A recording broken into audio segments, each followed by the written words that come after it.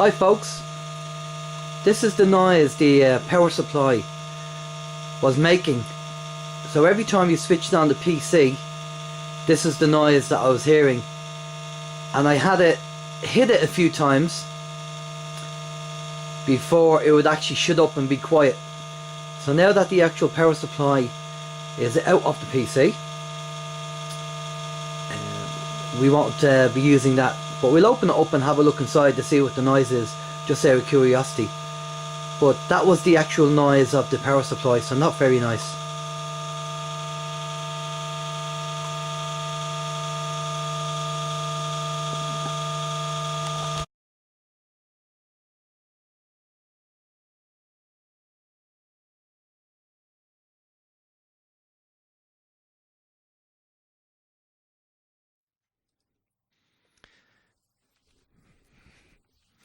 Okay, so this is the OYM PC.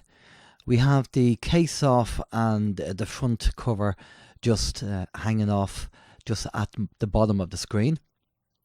This is a Z97-P Asus motherboard that's in this PC, just for the techies among you. So what I've done is I've taken the screws out of the power supply. There's just one screw left, and I'm just having a look at the actual power requirements to make sure that the power supply, which I'm taking out of the box at the moment, that the power cables on the power supply that I bought matches up to the power cables in the actual, there's the power supply there, and I'm just making sure that the power cables on the new power supply match the power cables on the old power supply, just to make sure. It's always good to double check. So I'm just unraveling the actual cables now. That power supply was purchased by donation, so a big thank you for doing that. So I'm just having a look now, and basically the hard drive has basically normal SATA power there, and I'm just checking the cables there. And also the DVD-ROM will have a SATA power as well. And then we have two power cables going to the motherboard. We have the main master cable, and then we have the smaller power cable over on the opposite side of the fan. So what I'm doing now is just checking to make sure that we have the right cables, and I'm just there's a cable tie on the cables, so I'm just undoing the cable tie on the cables there, and I'm just checking everything, make sure everything's okay. So I'm just checking the cables. I'm just going to remove the first small power cable from the motherboard, and then I'm going to go and take the larger power supply cable from the motherboard.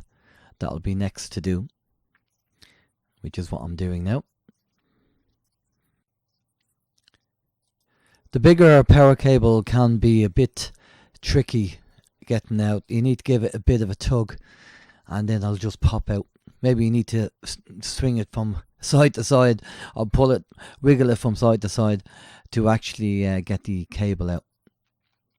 So next we have to take the power supply out of the hard drive, which I've just done, and next we'll take the power supply out of the DVD player, and then we'll gather up all the cables, make sure they don't touch the motherboard, and then what we'll do is we'll take out the last remaining screw in the power supply, and then we'll remove the power supply, making sure that we don't hit anything while we're taking it out or damage anything. Very gently take it out. Okay, so that's the faulty power supply out. So the next thing we need to do is obviously get the new power supply, and before we put the new power supply in, the DVD player, I could unscrew the DVD player, but there's no need to do that. Basically what I just need to do is to put the new power supply beside, just on the outside of the case, and run the cable, the power cable for the DVD player, into the back of the DVD player, and then I can put in the power supply, and then I won't need to remove the DVD player. So I'm just finding the right power supply for the DVD player. We can plug that in, and then what we'll do is we'll get the power supply, and we'll just make sure again that the cables are not in the way and they're not touching anything, and we just put the power supply in place.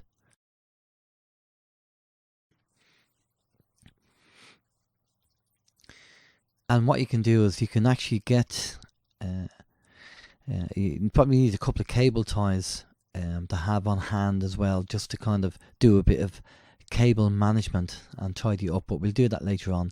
For now, what we're doing is we're just plugging in the main power supply to the motherboard. So we're just going to push that in now.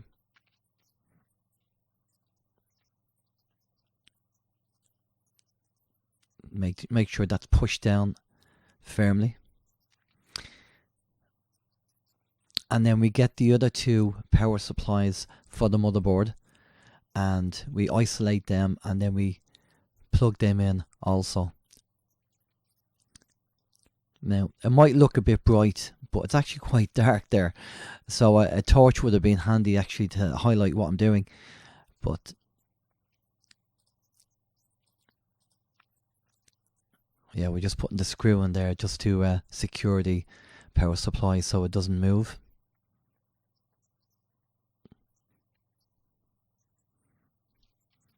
And we're just finding the actual two power supplies for the motherboard.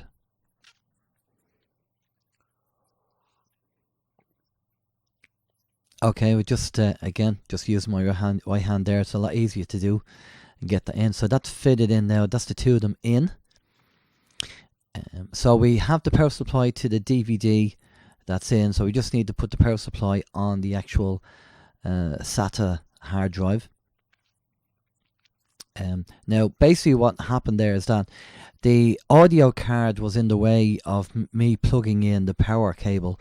So what I had to do is I need to remove the audio card, but there was a covering over the audio card slot. So basically what I had to do is I had to remove the covering, and it was it's a new type of covering. I haven't seen this before on PCs, so I kind of had to work out what I needed to do with the covering. But I realized that we had to undo the screw on the inside, and once we took the screw out there, which is right there, once we took that screw out, then it's just a case that the covering should come off, and then we can get access to the audio card. So that's the covering off, and then we can just unscrew the audio card and remove the audio card. There was a bit of dust there as well, so if anything, that's a good idea. By taking it out, I got rid of a bit of dust that was in there. Even though I gave the PC a hoover, there's always going to be dust somewhere, so give it a blow out the dust, get rid of the dirt, and then we'll go and get the power supply and fit the power supply for the hard drive. A lot has changed over the years regarding connections. Gone are the old IDE jumper cables that you used to need to do with hard drives and DVD drives. It's all so much easier these days.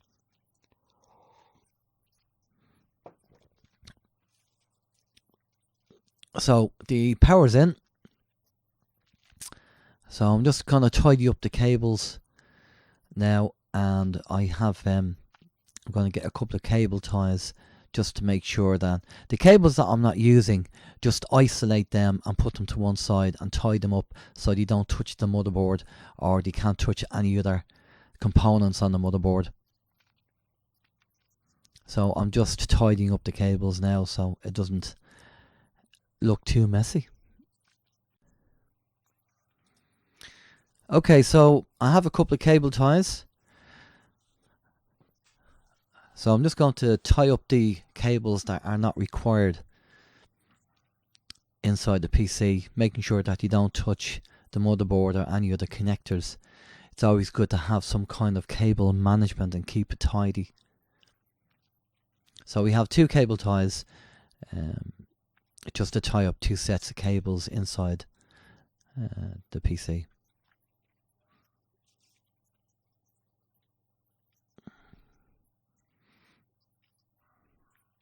So we grab another cable tie.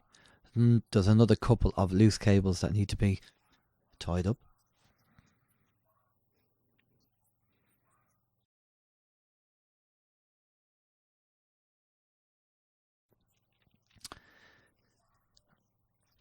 Okay, just snip the end of the cable ties.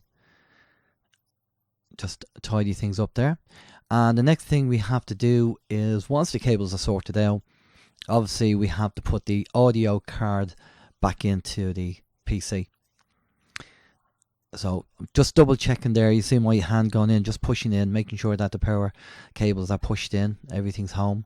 So then we get the audio card and we'll put the audio card back in to the PC.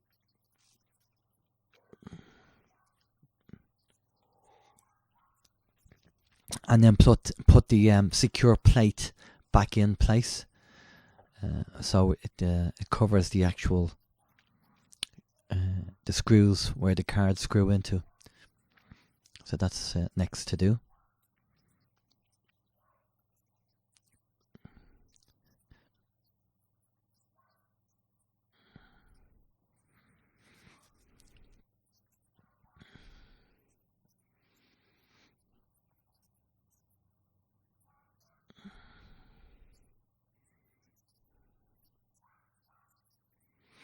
By the way, wearing a static strap or removing the static by touching the case is something that you should do before you work on a PC, because if you have a static charge and you could damage something in the PC, so just get rid of your static charge.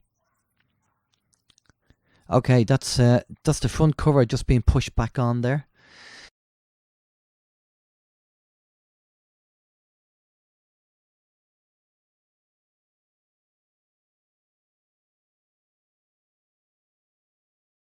The rest of the screws for the power supply, they need to be put on. So I'm just screwing them in now, so secure the power supply. This power supply does not have a setting for 110 or 220. It's just actually preset to 220. So I didn't need to adjust any AC power supply options on the back of it. It was preset with 220, 240. So just one more look, checking everything's okay. Okay, so I just got a power lead. I'm just plugging the power lead into the PC, and to make sure that there's power, because if there's no power then we have to go back and see what we've done.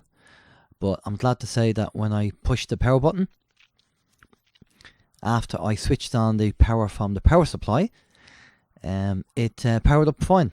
So I just switched it off, and next is just to put back on the case, just the PC cover, screw that back in, and that's the job done. So we powered up, we put all the connections back and powered up the PC, and everything worked perfectly, I have to say. So there you go. That's how to replace a faulty power supply on a PC